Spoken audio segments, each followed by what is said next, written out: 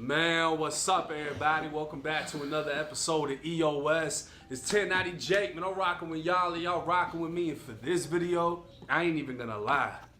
I'm disappointed I found this. One of the last rappers anyone would have thought would get exposed is now under investigation over snitching accusations. Louisiana legend BG, who was just released from federal prison less than 3 months ago, is now being accused of the unthinkable. Serving 11 of his 14-year sentence, BG has been a staple for gangster rappers holding it down and taking their time to the chin. Interviews with former inmates would describe the rapper walking tall in general population on some of the deadliest federal prison yards. So why all of a sudden is he now being exposed? To fully understand, we'll have to go all the way back to July 16th, 2009. It was 7:20 p.m. and the NOPD narcotics unit was on patrol when they observed a white Ford truck traveling at a high rate of speed through the Central City neighborhood of New Orleans. Disregarding a stop sign, detectives conducted a traffic stop, finding much more than they anticipated. They would notice the occupants of the truck were moving erratically inside. Asking them to step out of the vehicle, the driver would be identified as Christopher Dorsey and more commonly known as BG. The front passenger would be identified as Darian Blunt and the back passenger as Kentrell Washington. As Kentrell stepped out of the back of the truck, a detective could observe in plain view a plastic bag appearing to contain marijuana. The bag was partially covered by a t-shirt on the back passenger seat. Washington would be detained as the detective retrieved a large Ziploc bag containing 446 grams of marijuana. Stepping away from the truck, the detective then observed a black barrel protruding from underneath the driver's seat. Immediately upon seeing the officer retrieve the 9mm Beretta 92 FS, Kentrell Washington would state, "That gun and weed is mine."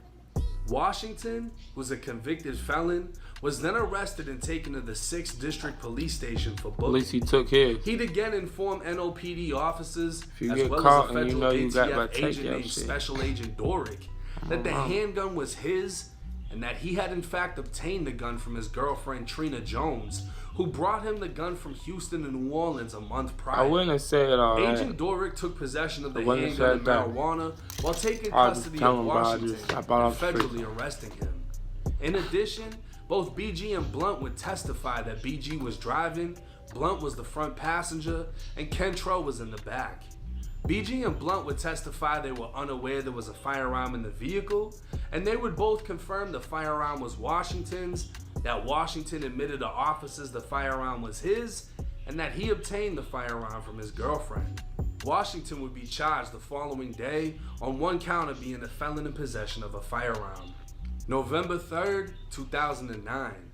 Only 3 months after Washington would be arrested, BG would find himself in the back seat of a Chevy Tahoe that was pulled over.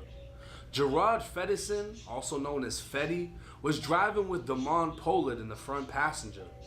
Officers observed the butt of a gun under the center console of the Tahoe before asking if there was any firearms in the vehicle. All 3 men said no. Removing the men, officers recovered a 9mm Ruger P89, a Stoger 40 cal, and an FN 57. All 3 guns were equipped with extended magazines. Further investigation would reveal the Chevy Tahoe they were riding in was stolen, and one of the firearms was also reported stolen. A New Orleans PD sergeant would arrive on scene when Pollard said, "The weapons are for us because they tried to jack my boy out of his jewelry," referring to BG. Pollard also stated the drugs in the car were his, as officers recovered pills inside of a Tylenol bottle. Officers spoke with Fetty, who stated he got the car earlier that day from a guy he knew as Charles. All 3 men would be placed under arrest. ATF agents would review phone calls made by Fetty in jail. The day after they were arrested, Fetty called his grandmother, who placed him on a 3-way with his girlfriend. On the recorded jail call that issues a warning saying the call is recorded, Fetty would tell her he, BG, and Pollard were at a daiquiri shop when they saw the police.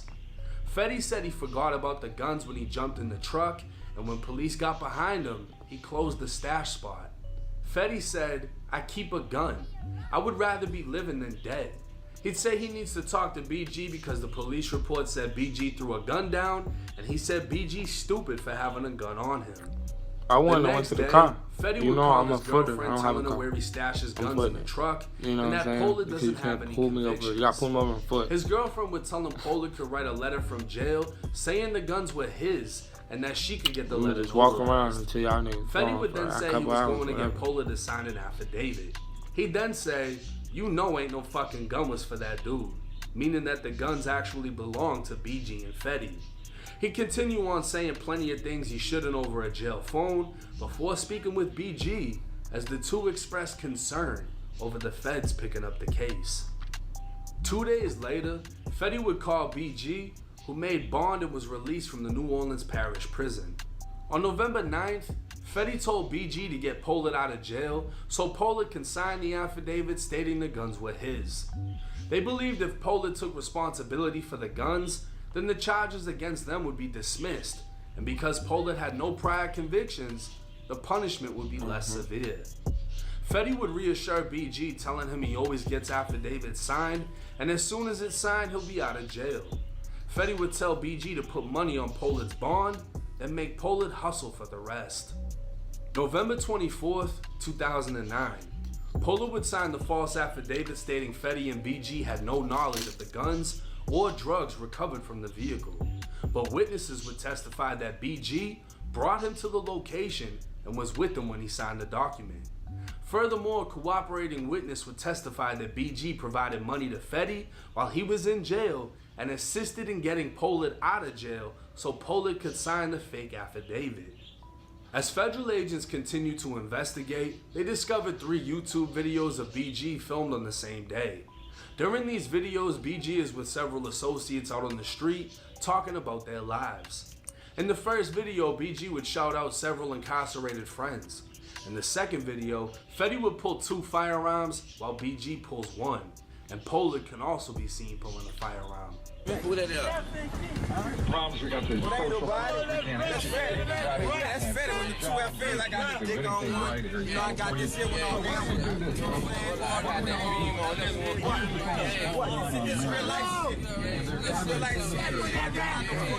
In the third video, BG, Fetty, and their group are still on the same corner when they start to rap about not cooperating with police and not snitching. Fetty then appears with a bandana over his face and 2 firearms, while BG can again be seen with a firearm.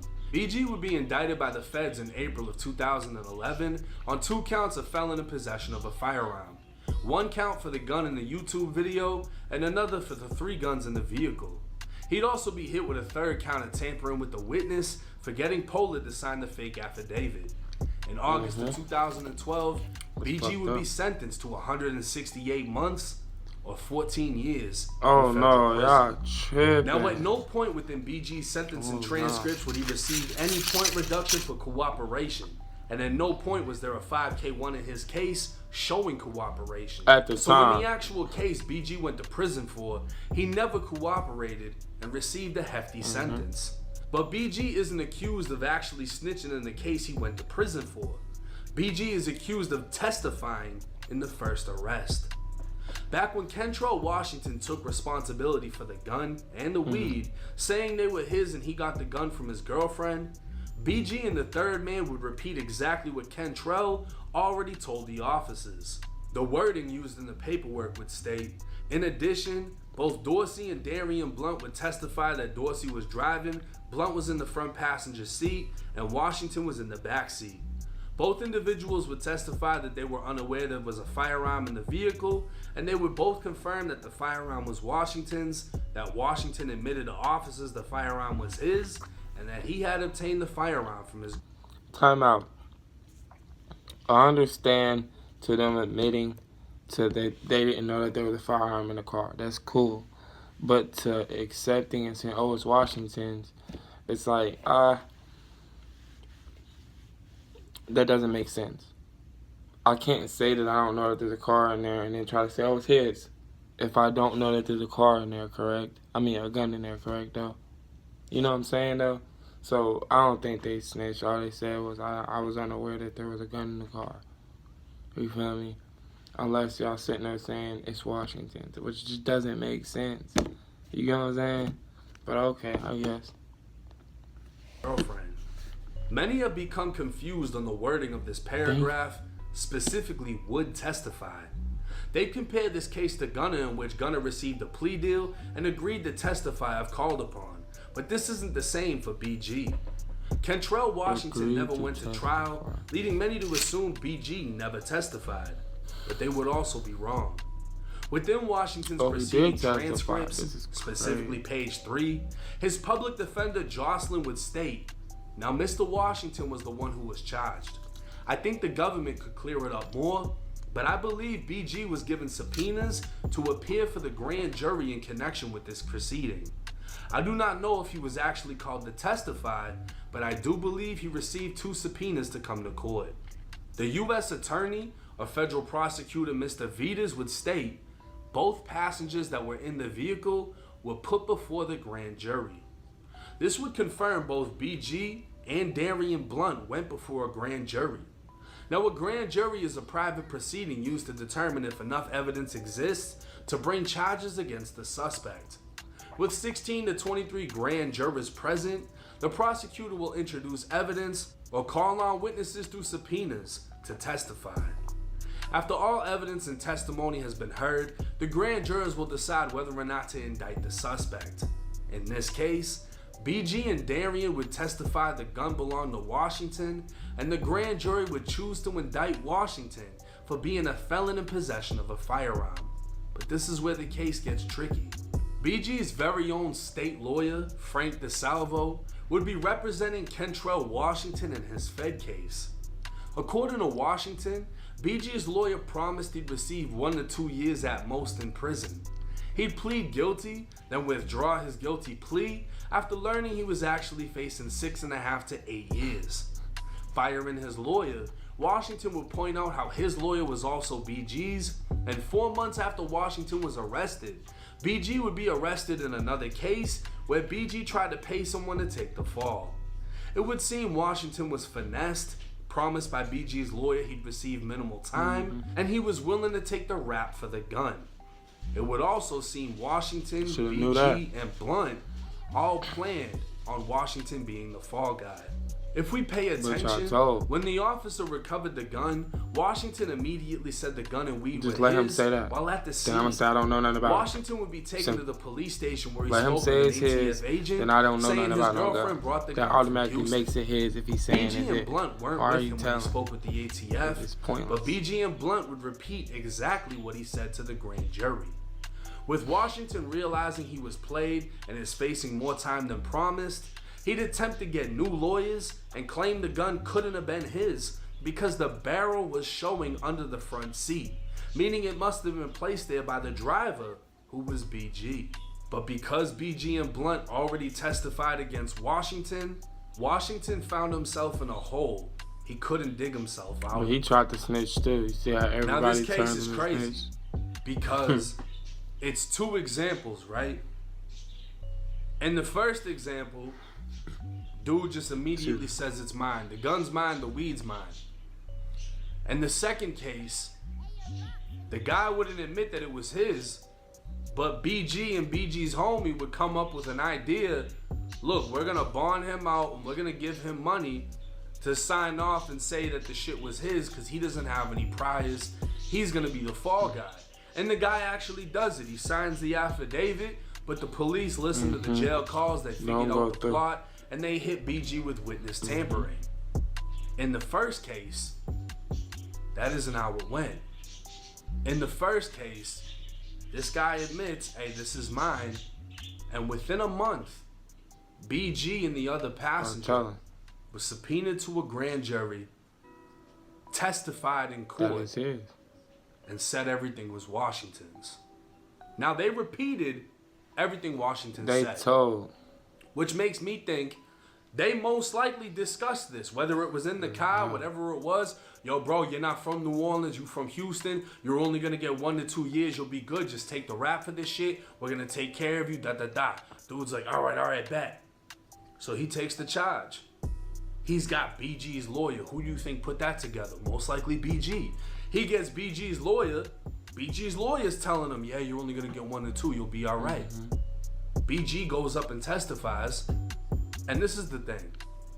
He got swindled. If they agreed, You know this. dude was gonna be the fall guy, and BG made a statement at the scene, hey, whose gun was it? He just said it was his Yeah, gun. I don't know.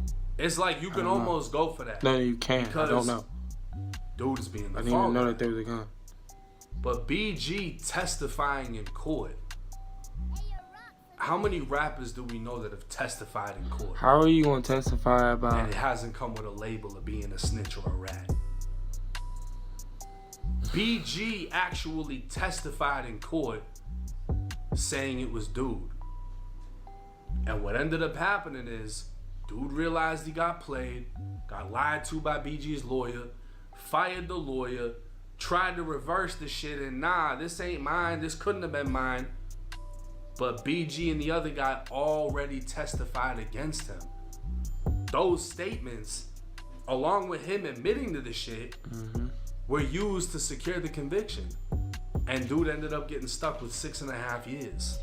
So while you can say it's flawed that dude said he was down to be the fall guy and then try to reverse it back on BG, it's also flawed that they lined him up, lied about the amount of time that he could get, and then testified against him, which meant that there was no coming back. BG could have went inside of the grand jury and said, I don't know, I don't remember, I don't recall. But that would have left opportunity for the feds to take that charge and put it on BG.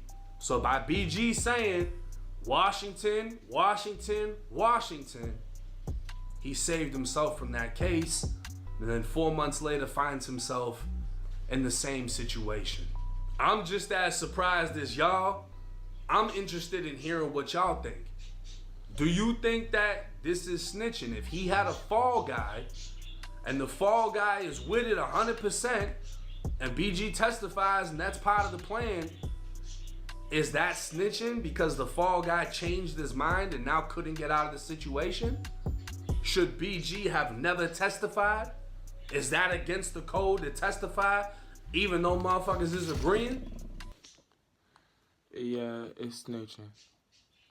If you go up there and you tell them people anything that has to do with any criminal activities or anything, you're telling. It's snitching. Snitching is when you go up there and tell. You know what I'm saying? What you could have said is, I don't know. Like I was just saying earlier, just say, I don't know. It's simple, I don't know. I was unaware that he had a firearm. I didn't ask him, oh, lift your jacket up. I didn't ask him to lift his stuff up. I was unaware that he had that. You know what I'm saying? So simple, talking about the feds. How the feds gonna pick up something that, like, there's not really much to work with when he just took the rap and now he's saying this. You know what I'm saying? I mean, I understand y'all wanted to get him convicted because you lied to him about it, but I would have told him about 6, well, they're going to give you like 6 years for that shit. 5, 6 years. He will be out. I mean, tell him the real time. And he might have still took it, but since you lied, it's like if I told you that you might get 10 and you accepted 10 and they gave you 6 instead, you know how happy you would be? You see what I'm saying? But it's the opposite. If you try to tell me I'm going to get less and then I end up getting more, I'm going to be so angry because I was expecting something that I didn't get, right? So I was like, you should have been up front with it and told them, like, this is what they're offering. So it's like, I mean, that's what I got to say about that. You feel me? Y'all leave y'all comments down below about what y'all thought about the video. If y'all did like it, leave a like, subscribe. I would appreciate that. Till next time.